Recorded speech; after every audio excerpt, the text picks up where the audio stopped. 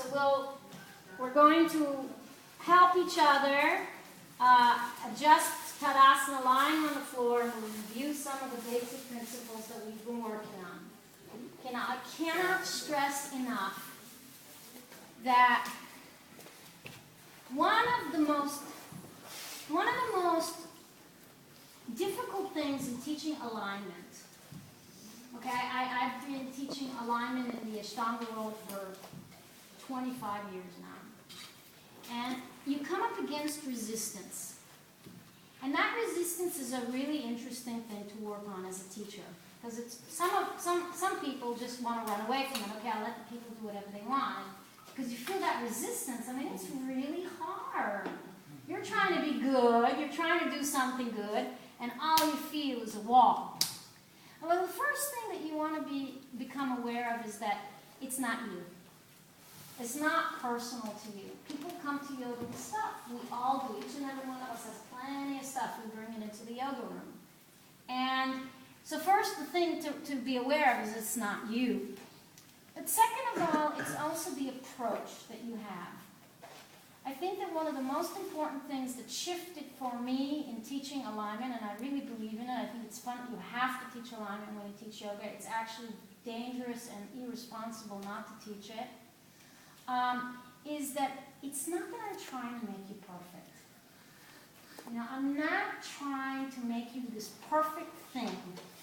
I'm just trying to move a little energy in your body, and I want to connect with you as a person. So if you come at it from that approach, it's softer for people, because a lot of times what happens is people feel that when they're adjusted or corrected, they feel like they're not doing well. They feel like they're not good.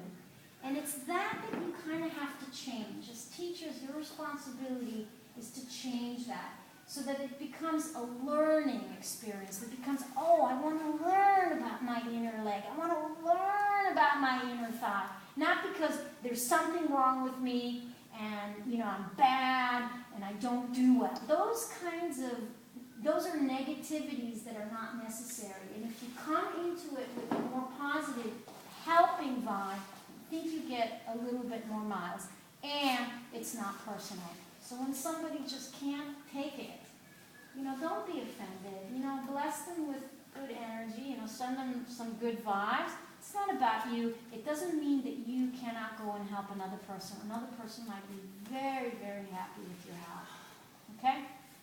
So, remember, when we start by stopping. And when you put your hands on a body, wow, you better know what you're doing. Okay? And again, this is a laboratory. We're using each other. So, you don't touch a body if you're not certain what you're doing. Better don't touch it. Better just instruct. And let the instructions speak for themselves, because improper hand-on adjustment is potentially problematic. But also remember, what we're doing here is more alignment. We're not really adjusting very, very intensely. Okay, so we look at the body, we look for symmetry. We looked at from the inner feet to the inner leg to the center of the body, that there is symmetry, and there isn't any kind of asymmetry that we need to fix before we work. Can you put your feet? Can you put the big toe? Okay. Make your inner big toes grab. Okay. Now we're going to come up. So we'll make sure that the four corners of the feet are rooted into the wall, and you don't need to fix it if there's nothing wrong. But making sure that the insides of the legs, of the feet are working. Okay, then we're going to come up a little bit higher, and you're going to take your thumbs, and some people are a little bit sensitive here, and you're not poking. You don't stick fingers or nails. You're just using the soft part of your thumb, and you know how we did that at the wall and down dog. Really, all you're doing is using your body weight to release the inner legs.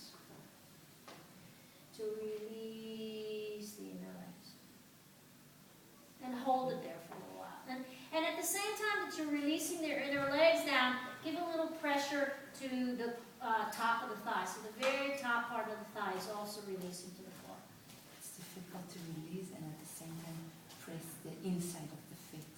Yeah, to not roll to the outsides of your feet. Yeah, but that's why you're here. Otherwise, this would be boring. Okay, we'll do that. And then I'm going to ask you to look at her shoulders.